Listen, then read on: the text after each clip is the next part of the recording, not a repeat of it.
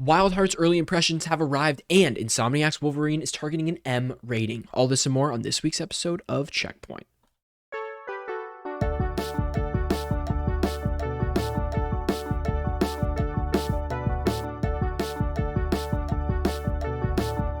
And we are live.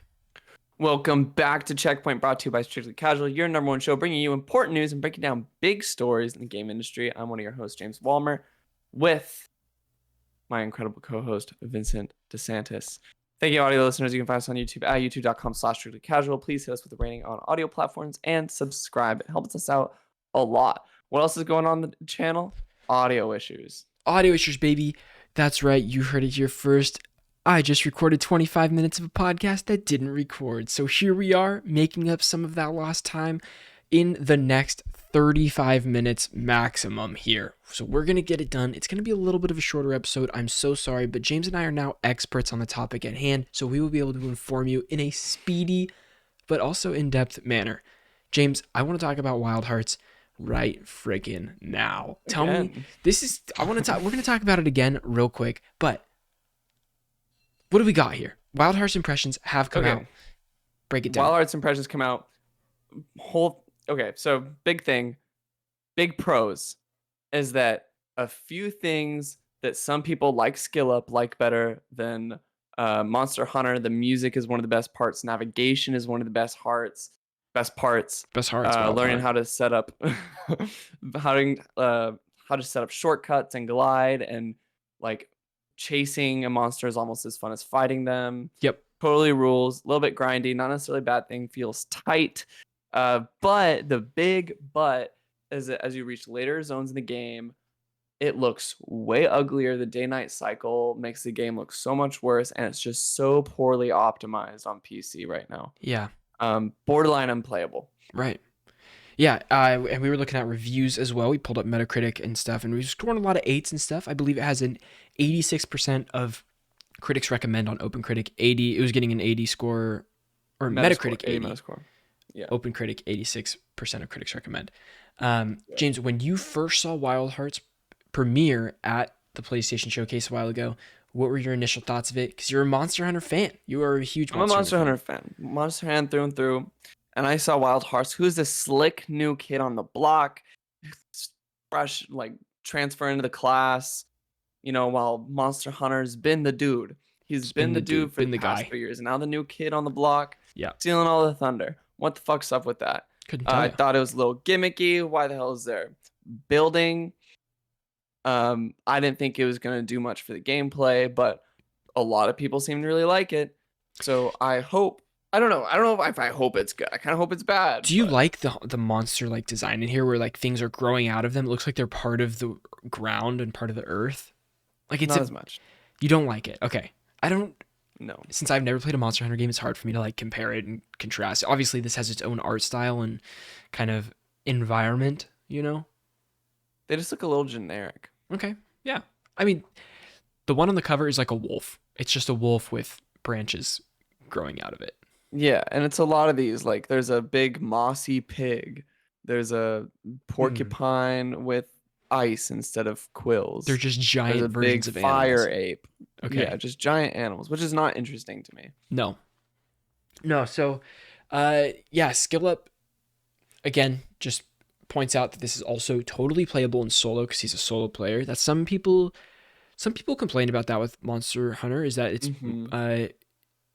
not that it's bad to push you in a squad to play with other people, but if it's not able to be done solo, it's kind of a detriment to it, which I feel like is a problem with like Destiny, for instance, right now, of like there's some stuff that is just impossible to do alone. You can't do it alone, and there's bad ways of finding people. Bummer. It's a bummer, yeah, because you're not able to do all the content. But Skill Up also compares this game to Monster Hunter Rise other than Monster Hunter World. I don't know in what sense he's comparing this to. I haven't played either game. Monster Hunter Rise is faster, much faster. Okay, so that must be the comparison then. Yeah. Direct. The movement is much better too. Yeah, he says the combat feels tight. We talked about the game being grindy, but that's not necessarily a bad thing. And then you talked about that's typical for this genre. Yeah, to be a little grindy. You were talking about going on a hunt in Rise to get an armor set after like doing it over and over again, right? Yeah, that's just how it goes. It happens. You just like get the materials from the fight to make the to Yeah, make the armor, make the weapons afterwards. So it makes sense. right. And then, uh, also, I think this is interesting to me too that chasing a fleeing monster is almost as fun as fighting the fleeing monster, which is cool. That means the movement has to keep up with a chasing monster, right? Like it has to be quick enough to feel good to do that. So that's great. That feels just as good as fighting it, which is really cool. Yeah. Um, yeah. So check out Wild Hearts. It's coming soon. Reviews are dropping throughout the day. Maybe don't check it out on PC yet. Yeah, PC seems like mixed reviews on Steam, right? It's got mixed reviews. 40% are positive. Right. Which is not great. But also Monster Hunter Rise has mixed reviews on Steam as well. Yeah, which are not performance related. So Interesting. Okay. I don't know then. Yeah. Yeah, I couldn't tell you. Yeah. So that is that. Going on into the clip is right here. Here we go. Insomniac's Wolverine game is reportedly targeting a mature rating. This comes from Video Games Chronicle. According to Giant Bomb reporter Jeff Grubb, who shared supposed details on the in-development project during a live stream on Thursday. Hard R is what they're going for. That's one of the concepts I've heard, Grubb said. I think an M-rated Wolverine could work. I think an M-rated superhero game could work. And this is probably the right character. He added later, they will also avoid having any links to anything that evokes the Fox movies. They want it to stand completely on its own. I was trying to nail down the setting, and I've heard it'll start before he joins the X-Men, which also makes sense for a Wolverine game. Which, James, first of all, I want to point out there, I think this is great. I think Insomniac does a fantastic job focusing on a character, and then digging into that character. I don't really want... There's too many team-up games happening right now with Gotham Knights, Suicide Squad, Avengers just getting, canned, we don't really know the future of these big. Even Spider-Man 2 is a team-up game. That's true, but so is Ratchet and Clank. But you only play as one character in Ratchet and Clank. Mm-hmm. I mean, you don't, but you do. Yeah, because you use Clank. There are sections where you play as Clank. Yeah, that's true. Or going through small areas, you can right. It'll force you into him. Yeah, that's true. Jeff also says maybe another surprising thing for me is that I've heard 2 different dates for this game. I've heard as early as fall 2024, which would be wild. Insomniac is putting out Spider-Man 2 this fall. I've also heard internally that they're still very much talking about 2025. So let's not be surprised if that happens. But if anyone can pull off releasing 2 major AAA massive games in back-to-back years, it's Insomniac. The game will be a standalone title directed by Brian Horton and Cameron Christian, who are the creative leads on Spider-Man Miles Morales. Announcing the Wolverine game, Insomniac's head of franchise strategy and studio relations, Ryan Schneider, said, in the vein of our Spider-Man games, our goal here is to not only respect the DNA of what makes the character so popular, but also look for opportunities to make it feel fresh and truly reflect the Insomniac spirit. Even though Marvel's Wolverine is very, very early in development, from what I've seen of its emotional narrative and cutting-edge gameplay, no pun intended, I assume, the team is already creating something truly special. I got a couple things to ask you about this, James. Okay. What's the perfect setting for a Wolverine game? No fucking clue. Really? Maybe Canada. A small... Yeah. Woods? Woods. Like a small lodging town, maybe. You know what I mean? Right. It's got to have some divey-ass bar that you frequent. Yeah. I don't want it to be I want it to be the opposite of Spider-Man, where in Spider-Man, you're swinging around and you have J. Jonah Jameson in your ear talking about we hate Spider-Man, blah, blah, blah. I want it to be Wolverine's he has interactions with people that most of his interactions are people that think he's a bum, literally just going to the bar and stuff, drinking. But what's the moment-to-moment gameplay in Wolverine? I think it's going to be smaller. I think it's going to be a lot more interiors, a lot more inside of smaller buildings. Mm-hmm. I can see I don't know, I don't want to say dialogue options, but a heavier focus on person-to-person dialogue. Yeah. But I'm curious how they balance that with the combat, what that's going to feel like, because Wolverine is much heavier. He's fast, but he's got to feel chunky. He's also invincible. You know what I mean? He is also invincible. He heals himself. Now, I mean, what's the upgrade path gonna look like? Is it slowly gonna increase over time of you can upgrade yourself healing, maybe you can heal faster. Because you're not gonna be bandaging yourself up or taking shots of anything to keep you going. Right. It's a self-heal. Like, I wonder how that's going to play out. I'm very excited to see. I'm sure Insomniac can do that. I'm sure they're still trying to figure that out. Maybe. I mean, even claw-wise, weapon-wise. Like, you have your claws. That's it. You probably Spider-Man. pick stuff out. Yeah. Spider-Man's got all the Throw stuff. gadgets. But what would be like those special attacks? It's like Wolverine going to do a spin attack when he jumps in Emotional the trauma. air. Yeah. Must be. Villains for the Yeah. game, James? I'm guessing Sabretooth. It feels right. It feels like the smaller story right. scale. But we've seen a Sabretooth story, you know? Like will they do a dog What do you mean? in the movies they've done Sabretooth. Oh yeah. Like Yeah. in Spider-Man they did Dr. Negative or Mr. Negative, Dr. Negative, Yeah. which was like off the beaten path. Not an original character, right? Sure. Wasn't not original Not for an the game. original character. Not an original character. Like I feel like Insomniac would want to bring a slightly obscure character to the forefront of this instead of having like a predictable protagonist, I just don't know predictable antagonist. who Wolverine, who Logan interacts with before, like any of the X-Men stuff. You know what I Yeah. mean? I feel like Sabretooth is the OG, like Yeah. new Logan before, or I guess like Mhm. not before, but like new Logan Yeah. prior to him joining the X-Men, and then he like started to meet like Magneto and Right. all the other like Juggernaut and all those guys. Mhm. Do you remember in the bar? Juggernaut would be sick though. Juggernaut would be awesome. Yeah. Do you remember in the teaser trailer at the bar, there's a license plate at the bar with like numbers on it, and people related it to it's a Wolverine comic book, and there's mentions to this Mhm. comic book all over the place, and it's a Hulk and Wolverine team up comic shit. book. But I mean, I don't really think they're gonna do a Hulk. They're not putting Hulk in this game. I don't think. Like maybe, but that'd be crazy. Like That would be crazy. because a Hulk Because they're game, both invincible. totally. But a Hulk game, I'd want. Wolverine could do the small scale, like interior, like stab people. Hulk, you're busting through like everything. Like you have to make these environments that are like totally destructible, but also fun to play as Logan. Like that would be weird. It would be a weird.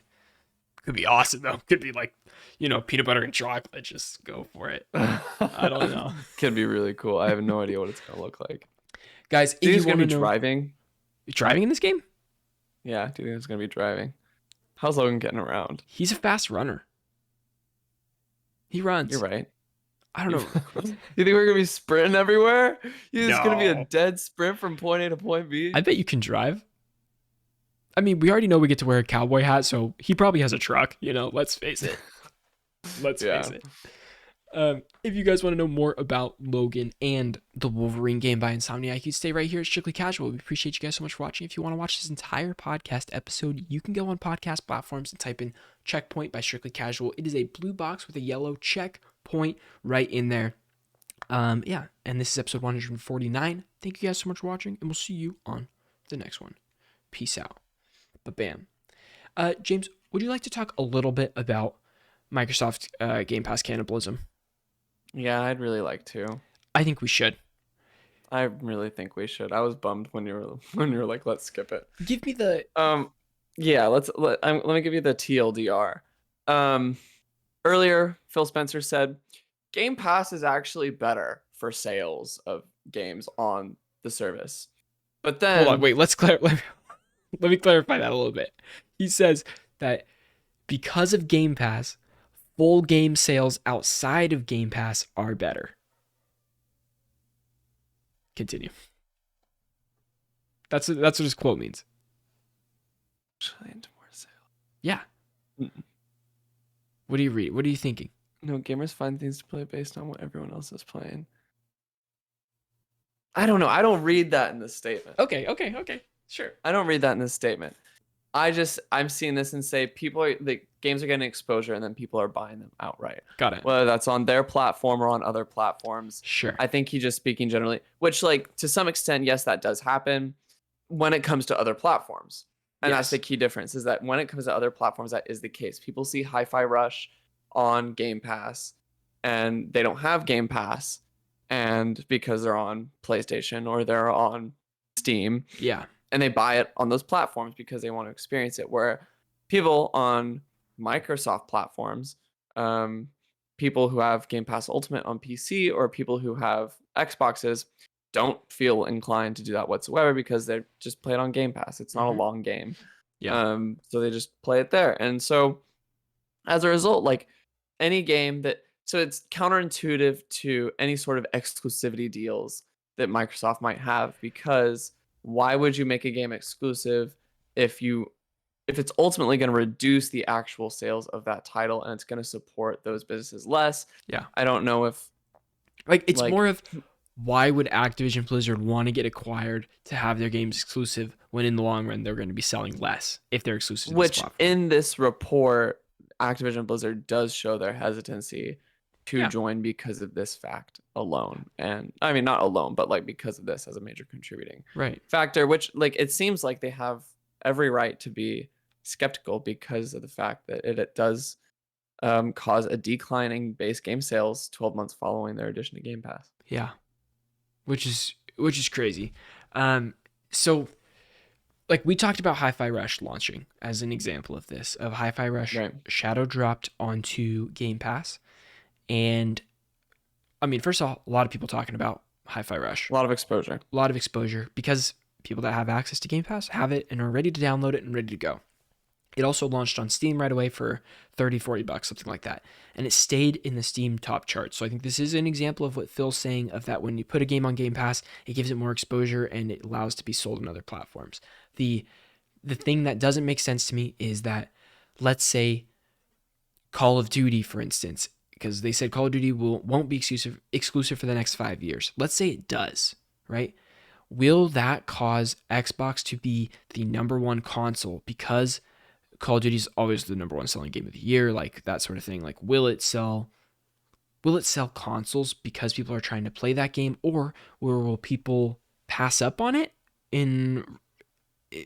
for other things? I don't think the pull is that strong. I think the only people, we're at this point in the console cycle too, which is everyone who has, for the most part, everyone, especially now that they aren't scarce or as scarce as they used to be, I feel like everyone who wanted one of these consoles has one.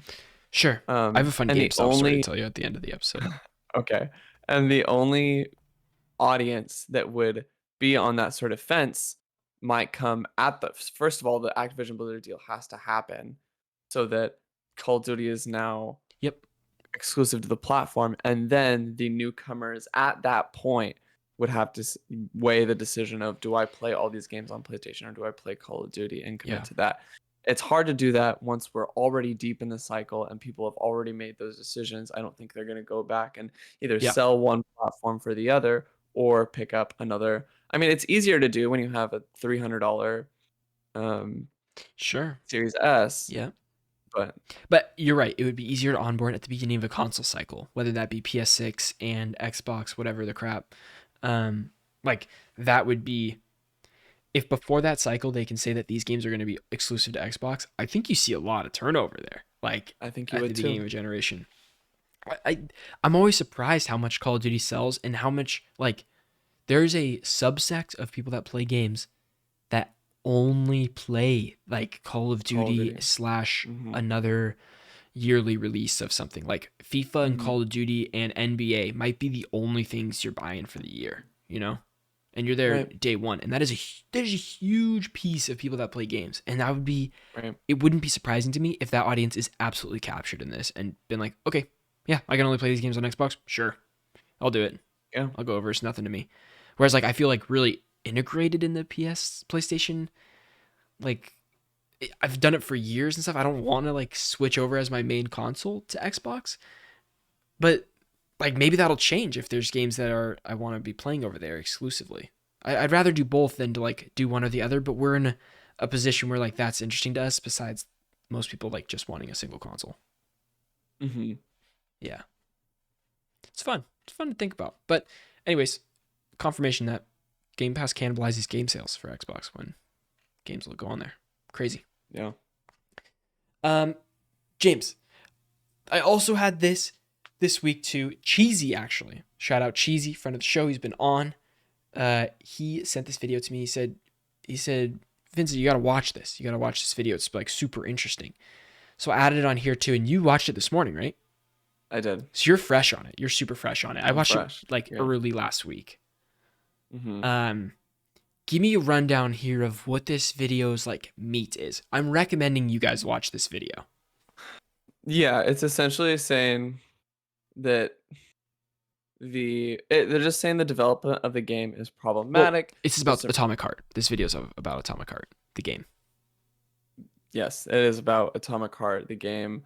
It's released by this company called, what is it? Not Mudslide, something. Yeah, Let me hit me with the see. developer. Essentially, it's a Russian developer who's making this game about like it's essentially like a Wolfenstein, but well, kind of like a Wolfenstein, but Soviet. Yeah, Like it's all Russian USSR. studio. Yep, USSR, Russian studio. Um, it's set to release February 21st. It's it's phrased as BioShock in the USSR. It describes the events of the alternative history of the 50s, where the Soviet Union emerged from the Second World War scientifically and technologically advanced, reaching the peak of development with cold nuclear fusion and intelligent robots. Um, it's so far been universally appraised. It looks gorgeous. This is such a Um, funny. it's gotten a lot of gameplay. Yeah, It looks cool. I think so. It looks really cool It looks visually. really, really cool. It looks really pretty. It looks like it's got fun Hmm. powers and fun like weapons to mess around with. Yeah, Um, but there's a lot of ties to a lot of like Russian organizations through like some of the development team that just looks a little sketchy, like in terms of I don't know, I don't want to say like I don't know if it'd be accurate to say propaganda adjacent. yeah. So I mean, after watch, I mean, I'm watching the video, right? And I think that the Yeah, person that created this video, scripted this video out, had done a lot of research, in my opinion. Like, it seems like it's an informed video. right. I don't know if all the connections he makes are perfect. I think some of them are a little bit stretches, like some of the companies that some people are tied to, and then he like goes into a certain person working at the company who like used to talk to this person, so there might be ties there. That it gets a little weak to me. Like, there's a you can make that judgment for yourself if you watch the video. But the thesis of the video is that this game is slightly propaganda, I would say, for Russia. It is there's a sentiment of um, Russia is better, I guess. But this is to me Yeah, I in the same guess. ways that Call of Duty does that for the U.S. military. You know, like what's the difference there? Is like you're gonna make Which the US, which is problematic, which like the totally. way Call of Oh Duty yeah, is, yeah. no, that's But what I'm saying. also like I don't know, because games like this, it's because you're playing the antagonistic perspective. Like you're not praising it, like you're actually against the Hmm. USSR. And like that's the one thing that falls through for me in this video. I'm like, wait a second, but like you're fighting like every Yeah. you're fighting this entire Right. system as the player. Mm-hmm. Um I'm also like out of pure skepticism, Yeah. just looked up the video and there's a lot of pushback on internet forums. Really? Um, Okay. this TLDR says arguments made are not solid. This is a breakdown of arguments made in the video, discussed and not meant to sway your opinion, only to check the validity of claims made. Arguments in the video are weak, disingenuous, or misleading. An argument can be based on the nature of business based out of China or Russia, but this argument has not been made in the video. Okay. Um, it's yeah, it's I mean, yeah, I would say the video tries to point out to sketchy things like dissociating from being a Russian studio and like choosing to move to Cyprus, or like oh it's called Mundfish is the name of the Mudfish. Yeah. studio, but like say trying to move away from saying like hey we're Russians creating this game and saying oh we're an international studio Mm-hmm. headquartered in Cyprus. um it like the thing I don't like from the one I'll give credit to is Mundfish said like we aren't interested in commenting on politics or religion, Mm-hmm. and I'm like I am kind of like come on, like you can't make a game about the USSR. And your game's a And comment if you're not making you're a comment. right, your game yeah you can't hide behind Yeah. oh being apolitical. Right. um Yeah, I Inherently, it's don't a little know. bit political. Yeah, it has to be, but this, I think, I don't know. I think it's really worth. I would I say think it's really worth looking into like the arguments against it too. Like I 100%. just looked, I'm looking at this for the first time, but it does seem a little like the video seems a little edgelord Totally. in I agree. the way, like especially yeah. I found it interesting. I found it interesting. I don't necessarily agree with everything that he was saying. Um, and I think it is good to be reading the points that are against it as well, because I think that's important. Very important. But anyways, there's controversy surrounding Atomic Heart, and if you're interested, this seems to be a impetus of controversy. Good word. It's a great word. I've been trying to use it more often. It's a fun one. What does it mean? Can you define that for me? When I say impetus, that's a great question. It's the start. It's the beginning with the point of starting. Impetus. Let's see. Nope, I'm wrong. That's not even the right word. This person said the video is a huge nothing burger. Okay. That's hella funny. Yeah, it's driving like also, force. It's driving force. Like, I think the biggest ick that I got from this whole video about the ick. is when he starts it and he says, if you if you just bought Hogwarts Legacy and that was like huge. Watch ick. Joe Rogan and yeah, want to just play Call of Duty, please click away right now. I was like, all right, dog. Like, biting words from the start, bro. I can't take you seriously. I mean, my man has like 5,000 subs, and his video got 2 million views. Probably blow up way more than he was expecting. Right. You know, he got a lot more eyes on that, which is crazy. Yeah. So that is fascinating. Speaking of controversial games, James, do you have anything else to say about Atomic Heart? No, I have nothing else to say about Atomic Heart. I did a little trip to GameStop this week. Okay, I can't wait to hear about it. Okay, so my girlfriend's visiting right now, right, for Valentine's Day. She's hanging out, and she's here for the week, and we were gonna watch a movie the other night, right? But instead, she's on TikTok. She's on TikTok. She's like, "Do you have this? Like, do you have this Hogwarts Legacy game? Do you have Harry Potter?" She's huge. She's a huge diehard Harry Potter fan. Oh my god. So now I've hit the moral. Oh my god. Like, what do I do? The fork in the road. The fork in the road. Yeah. It's like I've said my stance on the game before. If you're gonna buy the game and play it, you're gonna buy the game and play it. If you're not, you're gonna not and do it. I went to GameStop and I picked up Hogwarts Legacy for PS5, okay, so that we could play it. And I don't know, I'm feeling a little. I don't know about it myself, okay. I'm feeling a little morally gray about it. I don't know, but it made her really happy. That was great. That makes me happy too. So, anyways, we popped that. Oh, I gotta talk about GameStop. We get there. First off, GameStop's super crowded on a Tuesday night. I was like, what the fuck? And this is a GameStop that is never crowded. I've been there a couple times. It is empty every single time. Is it the one we went to? Yeah, same one. Yeah, yeah. Empty all the time. This guy is at the front desk buying a PS5. He's buying Hogwarts Legacy, God of War Ragnarok, Forspoken. He's getting like every single PlayStation exclusive stacked up.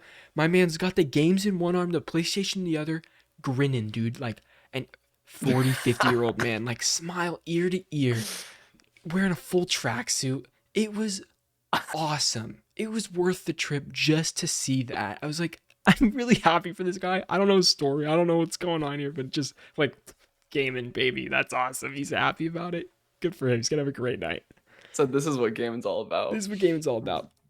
So that's my GameStop story, but it also ties into what I've been playing this week, and that is, I haven't actually played Hogwarts Legacy. I've watched my girlfriend play the tutorial of Hogwarts Legacy, which, no slight to her, it took 2 hours. We're just past the tutorial now.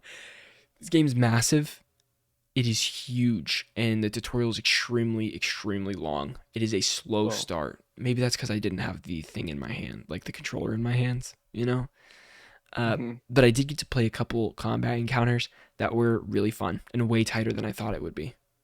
Whoa. Like, way tighter. It was cool. Parry, dodging, there's full, like, comboing, and it's great. Felt good. And I don't know anything about Harry Potter, so See, this is the moment that I actually sorry, this is the moment that I actually wish I had, like, this is a Game Pass game for me. I want to try it out. Totally. Yeah. You know what I mean? This is the moment where Game Pass could actually Yeah. like boost sales, Mm-hmm. as if you had the platform to essentially run a demo of it. Yeah. Um I think, well, I mean, this game sold maybe crazy, dude. PlayStation Premium. Where are Mm-hmm. you at with the demos? I feel like I haven't this bought, would be a perfect game to have on a PlayStation Premium demo. yeah. I want my demos to carry over progress for sure. Yeah. Yeah. I I don't know. I don't know. I don't want to spend money to do this when I can't even play the games that I bought. You know, that's Yeah. the hard part for me. And I know that's where they're trying to get you to. They're trying to get you to pay for a subscription and then just play a couple things here and there. You know, that's how they make money, which is fine. God bless them. That's how it goes. Um, Mm-hmm. I don't know, but you brought up a good point because PlayStation Plus has a crazy February. They are bringing so many It does have games a to crazy the February. extra and premium tier. Allegedly. Not No, they're confirmed. confirmed. They're confirmed now, dude. Oh Like shit. Scarlet Nexus, Horizon Forbidden West, The Quarry, a Mm-hmm. lot of others to the extra tier. The $2 more than the essential tier. Yep. You know, Yep. which is that to me, like this month's offerings are like what every month should be, or every other month Right. at least should be. Huge heavy hitters for that price. I think this is a perfect enough time to wait for Horizon Forbidden West to make great sales and then bring it onto extra so that everybody can play it and be a good value there. I don't know, man. I want to see the other games as well. Are you looking at that too? I'm trying to find them, but it's hard for me to. If I go into our DMs, guys, our Oh DMs yeah. are just full of this. Okay, we have Resident Evil 7, Borderlands 3, Tekken 7, Outriders, Ace Combat, Earth Defense Force 5, Okanaki, Forgotten City, The Legend of a Dragon, Wild Arms 2, Harvest Moon, Destroy All Humans. I mean, the big ones are, of course, Horizon, Quarry, Resident Evil 7, Borderlands 3, Tekken 7. Yep. Fantastic, dude. That's insane. So much.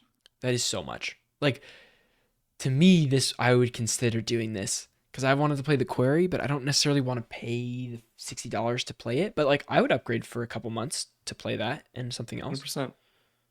It's not that much more than I'm spending right now on it. It's like I could No. upgrade $10 and get a couple months.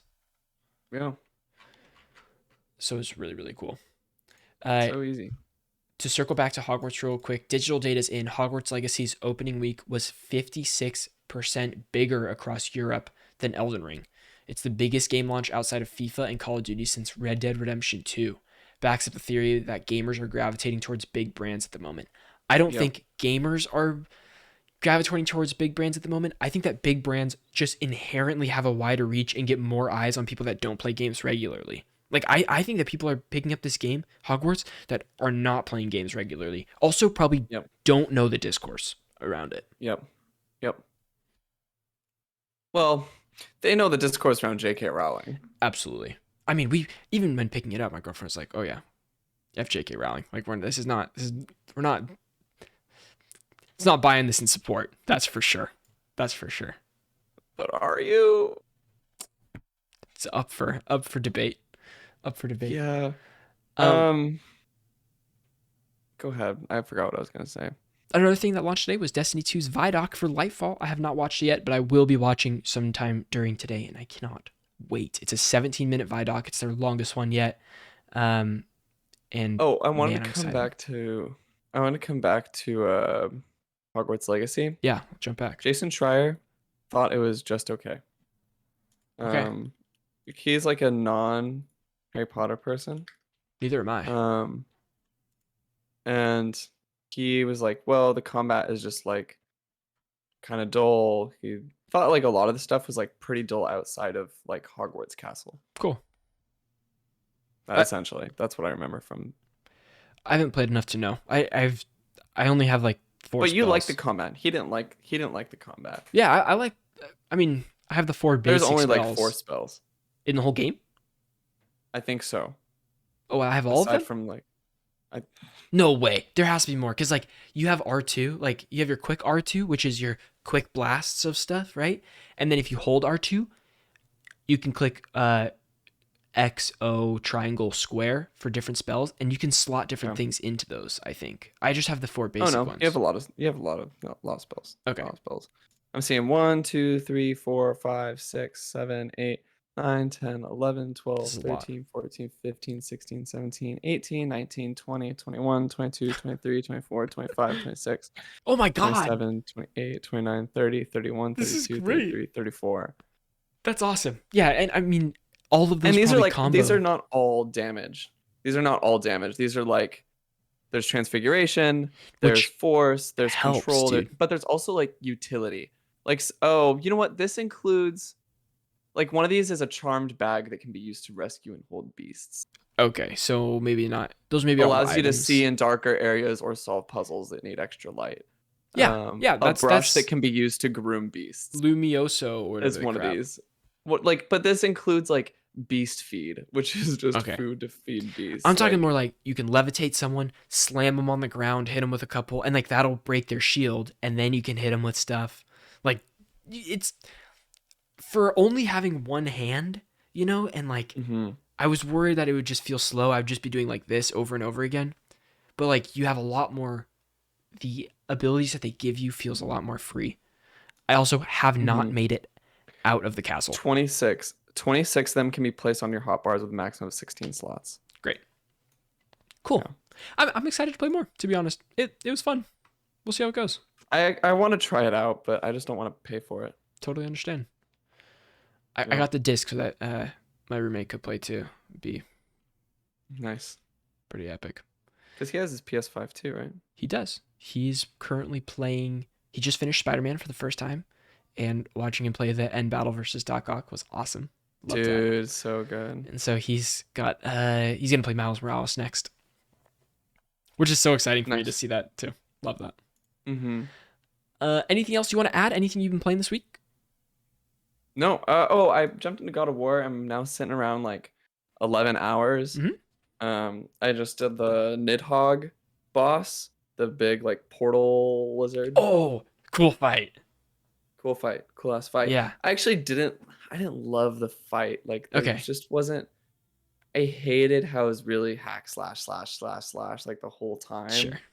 It just I wish there was some more mechanics or something that Yeah. drove it a little quicker. Felt like it was a lot of repetition, Mm-hmm. doing the same thing over and over again. But other than that, I really liked it. Cool. Really like this whole thing with Freya and Kratos, this dynamic about both being parents who have lost people. I mean, Kratos kills her son. It's pretty rough. Yeah, Yeah. yeah, but also like just I don't want to say too much, but it's Yeah. great dynamic. Kratos is such a great character. I love all of the characters in the game. Yeah. It's good stuff too. And the environment's gorgeous. This little jungle is so sick. And have you done the little doo-doo-doo-doo-doo thing where you like spin the bell in the well and it goes? Okay, cool. It's fun. It brings a whole new element to that world, a whole extra world on top of that world. Yeah. It's fascinating. I'm sure that's coming up. You must be close to that. Mm-hmm. Thank you guys so much for watching episode 149. James, I apologize dearly for our mishap at the beginning of this episode. It is okay. I think we saved it and had a great episode regardless. Yeah, I do too. Yeah. Next week is our historic episode 150. In which Whoa. I guess what are we gonna do? We're gonna go streaking down the street or something like that, and we'll just Yeah. Cool. All right, that sounds great. So party up. We'll see you guys next week for episode 150. See you next time. Bye, guys.